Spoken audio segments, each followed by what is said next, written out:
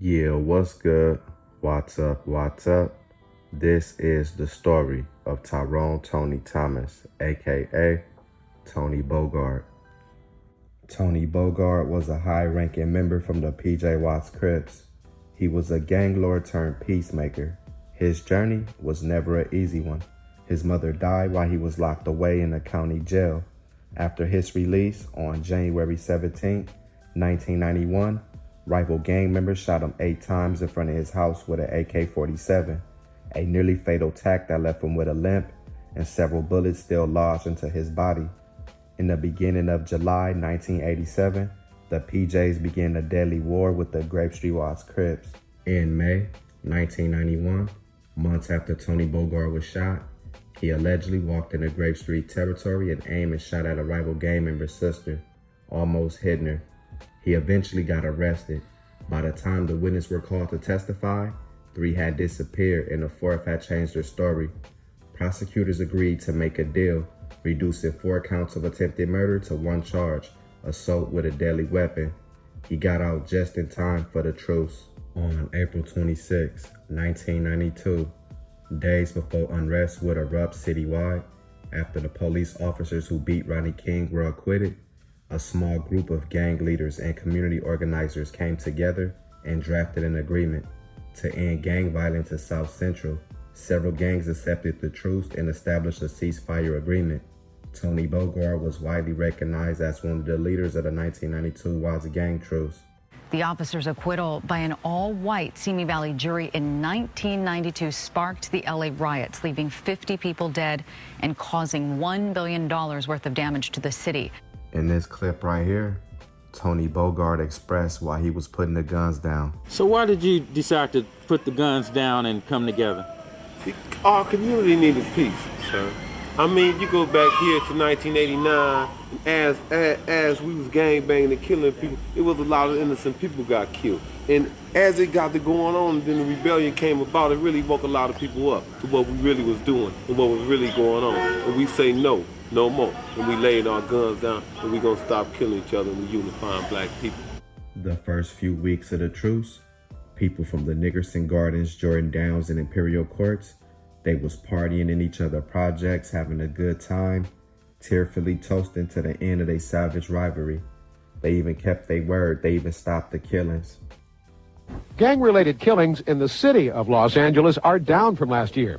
That's because many of the black gangs continue to honor a truce that was forged during the riots. Such is not the case in the county. Latino and Asian gangs are on a record pace for homicides because the gang population is growing and truce is not in their vocabulary. He was well known by celebrities, and he also appeared on the Oprah show in 1993. Oprah asked him about the drugs and guns in the community. Bogart stated, "We don't make the AKs. We don't bring the kilos of cocaine over here.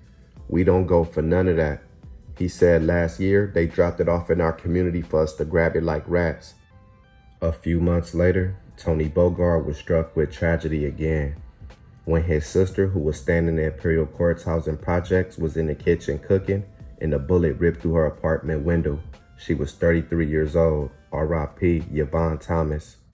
He was devastated by the loss of his sister, but he stayed dedicated to the truce. He aligned himself with an enemy set, the Bounty Hunters, to form a non-profit association, Hands Across Watts. The Hands Across Watts group received a $200,000 federal job training grant. With that, Bogart was able to dole out paychecks to 150 young adults for maintenance work in the projects. The rest of the money paid for community barbecues and dinners and youth programs that took hundreds of youngsters to Dodgers games, Knott's Berry Farm, and they also took them to the beach. In the movie Redemption, based on Tookie Williams, an actor portraying Tony Bogart appeared in a small cameo role. You must be Miss McNell, Tony Bogart. Hello, how are you? Not too bad. Welcome to Imperial Courts. On January 13, 1994, Tony Bogart got into a deadly confrontation with Rodney Compton, a young member from the P.J. Watts Crip, which led to a shootout in the parking lot in the Imperial Courts. Tony Bogart was struck by 6 bullets and died at the scene. Rodney Compton was sentenced to 1 year probation with credit for months he had served in jail under the terms of a plea bargain made with the prosecutors. Authorities say the FBI had been investigating Thomas for months, and federal prosecutors took the unusual steps of attending his autopsy just to confirm the star suspect had been lost. Far as the truce, a lot of Bloods and Crips around LA was back in a full-fledged war. But in Watts, the treaty remained in force for several years.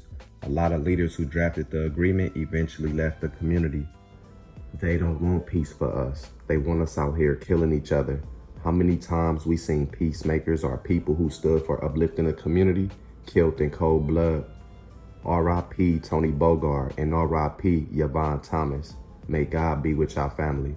So we got to get knowledge of self. We got to start learning how to help each other and provide for each other and build. And like the Koreans do it, like the Japanese do it, like the Chinese do it.